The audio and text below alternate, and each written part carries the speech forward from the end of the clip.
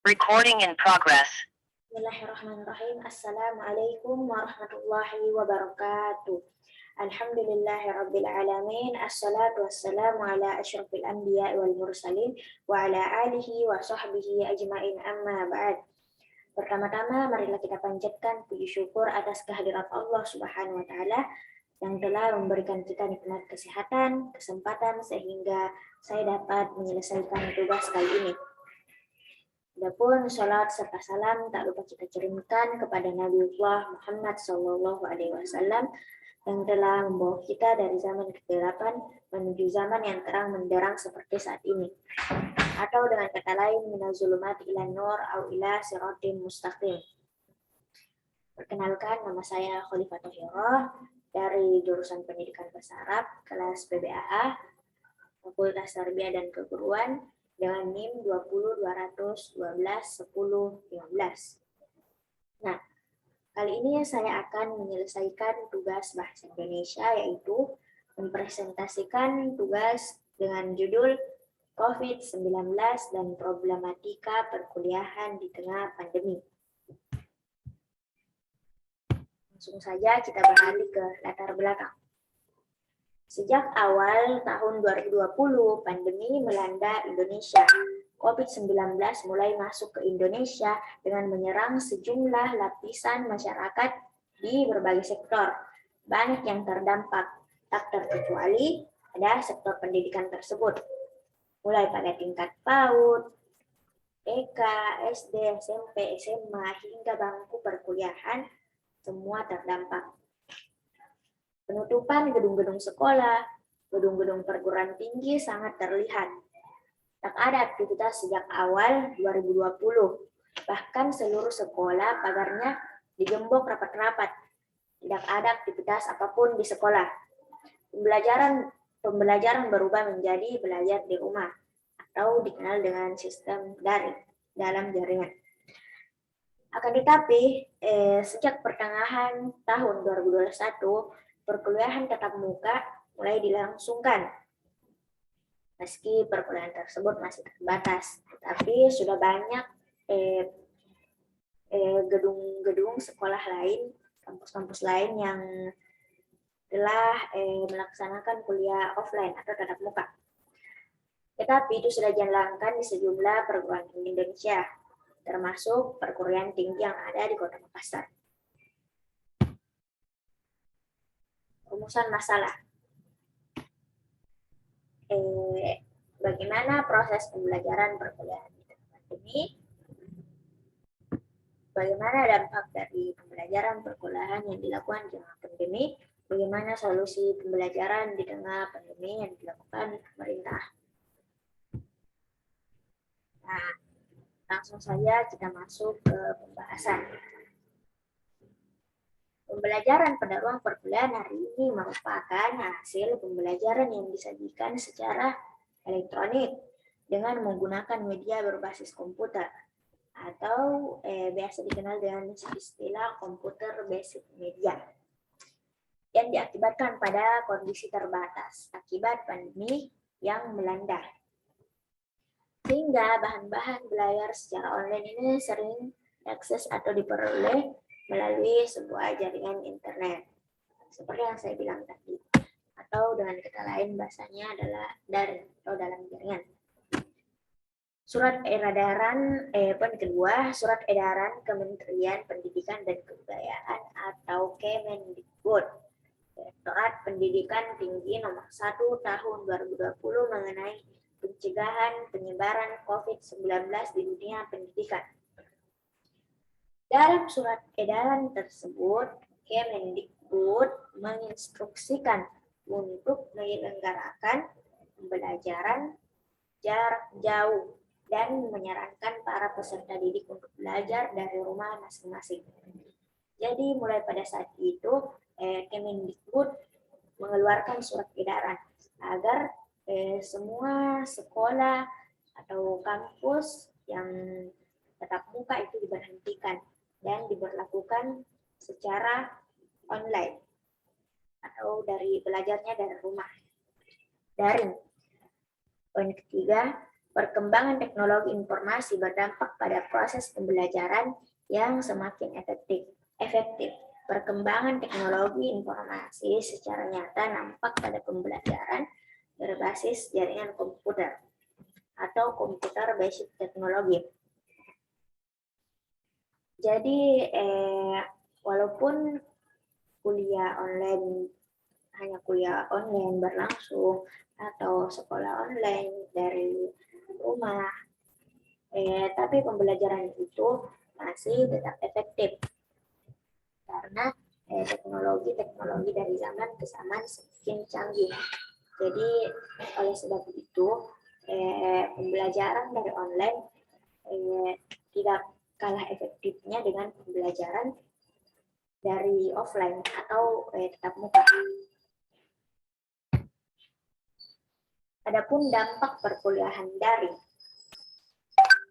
Poin pertama, dampak yang ditimbulkan dari pembelajaran daring tentunya sangat beragam. Seperti dampak infrastruktur ini terkait dengan masalah ketersediaan jaringan internet. Tidak semua mahasiswa tinggal di daerah perkotaan, beberapa dari mereka tinggal di pedesaan. Jadi, salah satu dampak perkuliahan daring ini adalah tidak semua adalah tentang pengaksesan jaringan internet. Itu tidak semua mahasiswa atau murid itu berada di kota. Jadi sebagian besar itu berada di kampung halaman. Itu berarti di sana tuh belum tentu jaringannya memadai. Jadi itu juga salah satu dampak besar untuk perkuliahan daring. Karena kita selalu belum tentu kita itu berada di kota terus, pasti kita juga pulang kampung halaman misalnya. Nah, itulah yang menyebabkan di kampung kan jaringannya tidak memadai. Nah, adapun poin kedua yaitu jaringan internet di pedesaan belum memadai seperti yang ada di perkotaan, sehingga para mahasiswa yang mengikuti perkuliahan daring dari rumahnya yang berada di pedesaan sering mengalami hambatan dalam perkuliahan daring. Mereka sering tidak bisa mendapatkan informasi dengan baik saat perkuliahan daring, terutama saat menggunakan media Google Meet dan juga Zoom. Pilihan dari provider yang bisa dipergunakan mahasiswa yang berada di pedesaan pun tidak sebanyak pilihan mahasiswa yang berada di perkotaan. Nah, jadi seperti yang saya bilang tadi, tidak semua mahasiswa atau murid lainnya itu berada di kota. Jadi sebagian besar itu kita juga selalu berada di kampung halaman. Nah, maka dari itu di kampung halaman kan jaringannya kurang memadai. Nah, itu sering menghambat kita mengakses jaringan internet. Seperti kalau misalnya kita masuk dalam perkuliahan di aplikasi Google Meet atau Zoom misalnya, terus tiba-tiba keluar sendiri misalnya. Nah, terus itulah yang membuat kita juga kesusahan dalam perkuliahan daring ini. Nah, dan juga kita bisa terhambat mendapatkan informasi-informasi lainnya gitu. Dan pilihan dari provider juga, pilihan dari provider itu yang dimaksud adalah jasa internet atau perusahaan internet juga yang dipergunakan mahasiswa yang berada di pedesaan juga tidak sebanyak mahasiswa yang berada di perkotaan. Maksudnya jasa internet yang diberikan kepada mahasiswa atau murid yang berada di pedesaan itu tidak sebanding dengan mahasiswa yang berada di kampung halaman di perkotaan. Adapun poin ketiga, tidak hanya itu, juga ada beberapa permasalahan yang dihadapi saat melakukan pembelajaran online, terutama akses internet atau pakai data dan belum terbiasanya pengajar dan peserta menggunakan aplikasi pembelajaran online. Nah, mungkin waktu masih awal-awal pandemi, kita itu belum terbiasa melakukan pembelajaran sistem online begitu. Jadi mungkin kita agak kesusahan melakukan perkuliahan daring itu, dan mungkin juga ada perasaan malas begitu untuk berkuliah atau bersekolah karena sistem daring ini kita telah cukup lama kita menjalankannya, sehingga kurang semangat kita untuk belajar. Nah, saat melakukan pembelajaran online, terutama pada akses internet data, dan tidak setiap saat juga kita memiliki paket data tersebut atau kuota internet. Jadi itu juga yang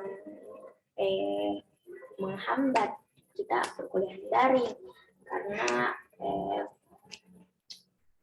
tidak setiap saat kita juga memiliki kuota internet.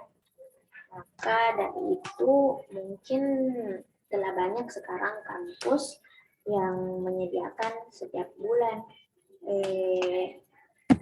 kita setiap bulan pakai internet, seperti misalnya kampus UIN Alauddin Makassar itu setiap bulan kita mendapat kuota internet dari kampus. Nah, kuota belajar ya maksud saya. Terus poin ke-6, solusi yang ditawarkan dalam perkuliahan daring.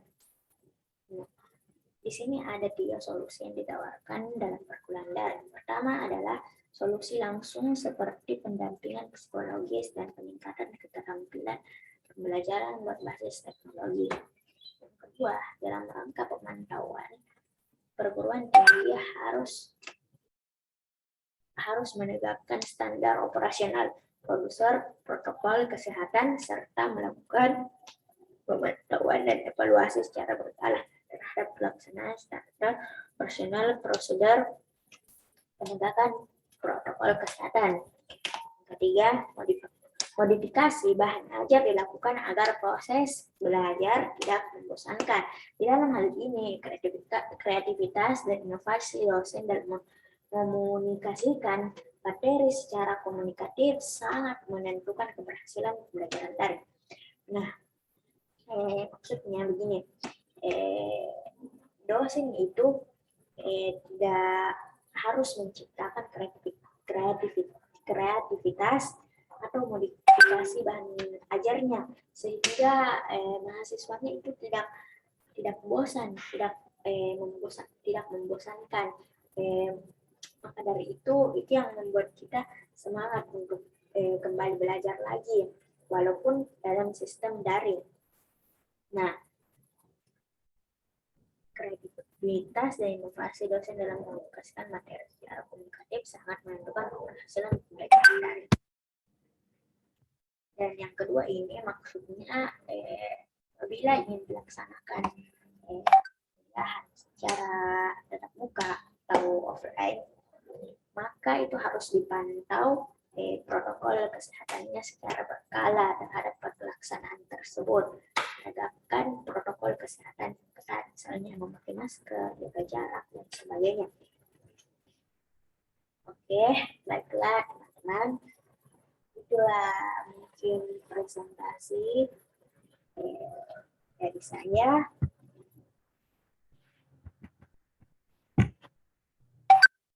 Apabila ada kesalahan, itu datang dari saya.